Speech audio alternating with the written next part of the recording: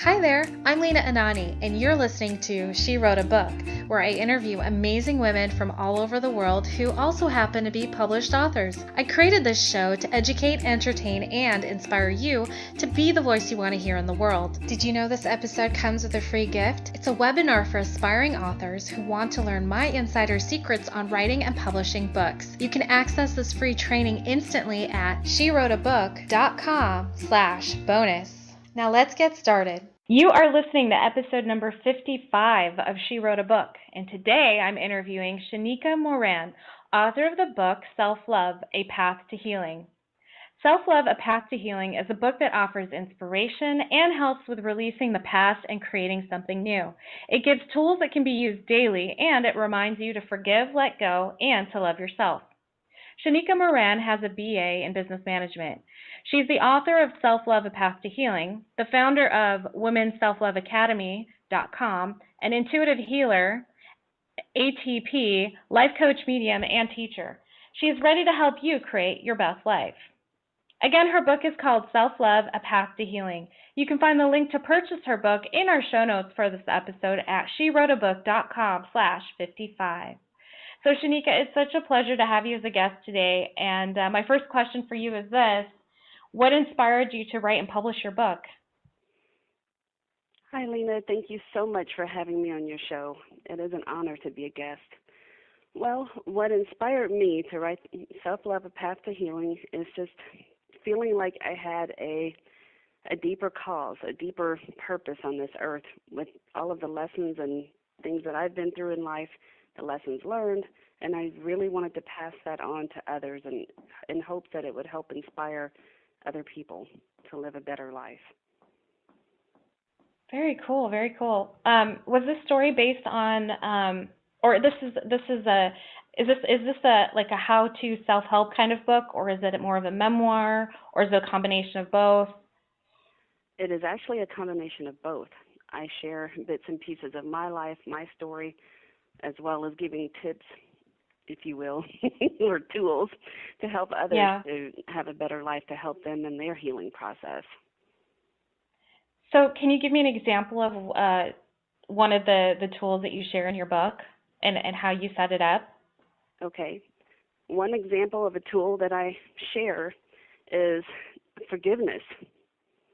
And the way that I talk about forgiveness is writing it down, journaling, choose different thoughts, or I guess that's more than one way, huh? Choose different thoughts, use affirmations to help you heal and get through the process, and also just learning to see something or see the event or whatever has happened in a different perspective. And what I mean by that is maybe seeing it from the other person's eyes, or whomever has done whatever to you, see it from their eyes. It may not be what you think it is. Maybe that's the only thing that they knew how to do, or the only words that they knew how to say, because perhaps maybe they're dealing with their own situations. And then what would happen from that point on, like if you were to do all that? Well, for me and for some other people that I've spoken to who've read the book or people that I've helped, they are able to have their own healing, heal their situation as well as heal the other person if they choose to contact that person. But because they decided to let go and they didn't see that as a hindrance, they saw it as a lesson and just took what they could from the situation or from those words that were said, and they were able to let it go, release it. Choose different thoughts and understand that it happened, but it doesn't have to be a defining story. They can see it from a different perspective and choose to create something new out of that, where it no longer triggers them and bothers them and hurts them so deeply. Can you elaborate a little bit more on what you mean by not making it your defining story? So like what does that mean, defining story? Okay, as far as a defining story, okay, for example, let's just take something that happened where someone felt betrayed and this person did that to them, this person did this to them.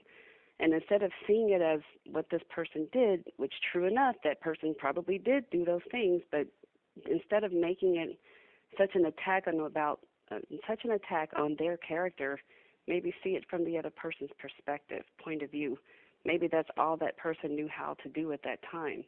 And perhaps maybe it's not about us, it's about that other person. And sometimes we fall victim because we make it about us. And does that make sense?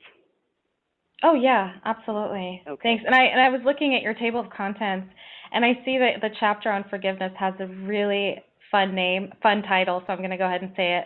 It's chapter 11, and it's Forgiveness, Don't Be the Bag Lady.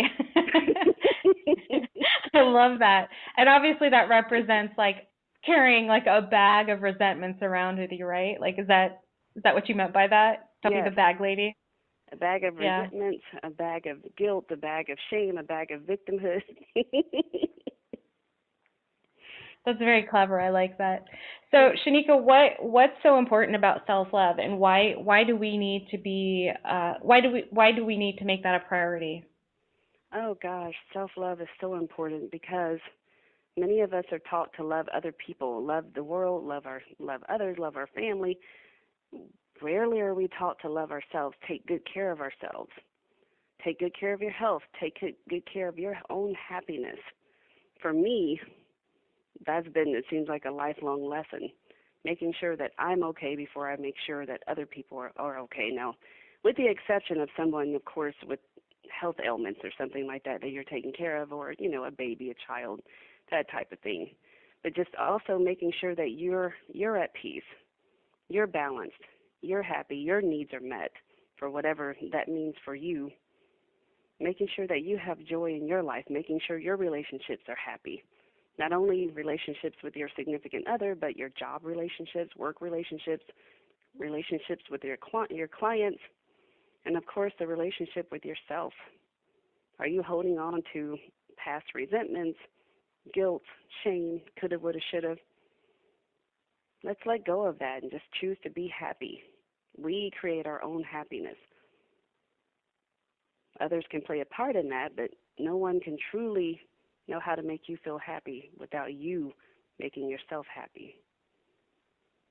So what can happen? What kind of results can we expect to see if we do embrace self-love as a philosophy in our life? Well, the results that I would imagine that someone would see, or I could use my own example, or some examples that people have told me, is that they were able to find their own peace in life. And because they had peace in their lives, they took control of their own lives. They didn't listen to what everyone else dictated to them as far as how their life should look. They decided to take their own power back and create the life that they wanted. They began to perhaps lose weight, for one. I've had one person tell me that she was able to lose weight, or at least take better charge of her health.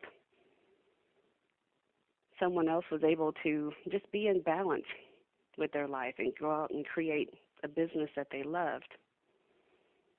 I had another person quit her job and she began to run her real estate license, or real estate business, full time, because she took the power back in her life and just chose to love herself. She was even married. Her husband didn't want her to do it, had children. She still did it because that's what felt good to her. That's awesome. Very cool. So tell me a little bit about what your writing journey was like. Did you have a routine? What was your process like when you were getting this book together? And if you had any challenges, and if you had any awesome like resources or anything like that, I'd love to know. Okay. The book writing journey for me was bittersweet. It was a lot of emotional things that came up because I talk about being abused as a child and just growing up in a household of domestic violence. And I faced a lot of things that I didn't want to face, but because I wrote it all out, I wrote it down, I was able to release it and heal it myself, and I got through it and saw that, okay, yeah, it's going to be okay. Maybe someone else needs to hear this. I used I had a book coach at the time for a little bit. Most of the book was written at that point, but I found her to help me stay encouraged. I utilized some online resources and, of course, the help of some good friends who pointed me in the right directions and also who helped me to stay encouraged.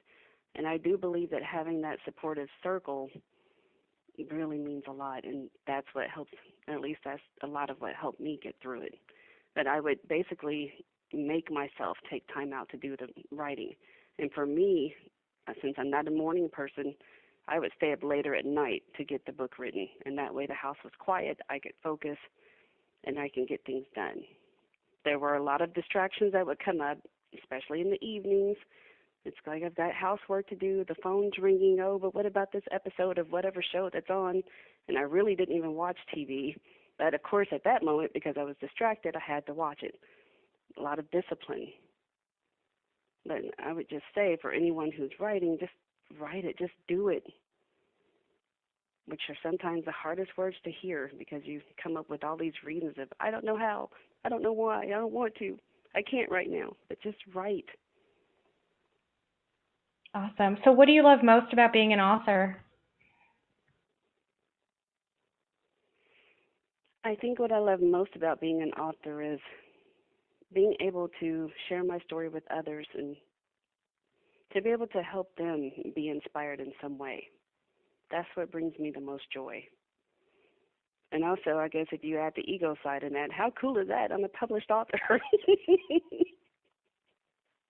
Yeah, it's definitely awesome to be able to say that. For sure, for sure. All right, well, Shanika, thank you so much for being our special guest today.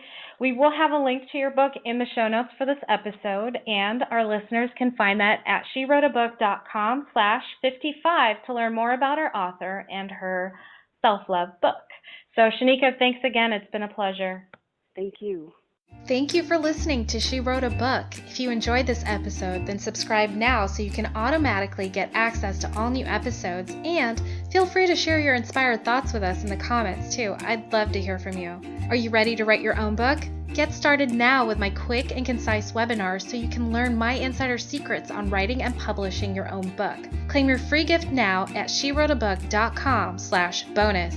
Until then, may you always feel good and make magic. Feel good, make magic now. Lena, Anani will show you how. Ignite that wisdom inside of you and show the world what you do. To publish, write, and promote.